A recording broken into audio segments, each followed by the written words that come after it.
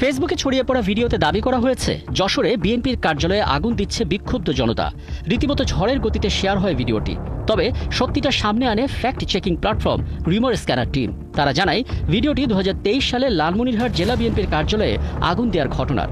এটাকে এখন সাম্প্রতিক বলে ছড়িয়ে দেওয়া হয়েছে। এক্স অ্যাকাউন্টে ছড়িয়ে পড়া 13 সেকেন্ডের ভিডিওতে দেখা যাচ্ছে একজন পুরুষ মারধর করছেন এক নারীকে এবং এ সময় দুজন শিশু চিৎকার করছে। এটি নাকি ঢাকার খিলগাঁও থানার বিএনপি নেতার নারী নির্যাতনের ভিডিও। তবে fact checking platform fact watch জানায় দাবিটি মিথ্যা। ভিডিওটি গোবিন্দ প্রতাপ সিং নামের একটি এক্স অ্যাকাউন্ট থেকে ছড়িয়েছে। সেখানে নারী ও পুরুষকে হিন্দিতে কথা বলতে শোনা যাচ্ছে। জানা যায় ঘটনাটি বিহারের। এটাকেই বিএনপির নামে ছড়িয়ে দেওয়া হচ্ছে।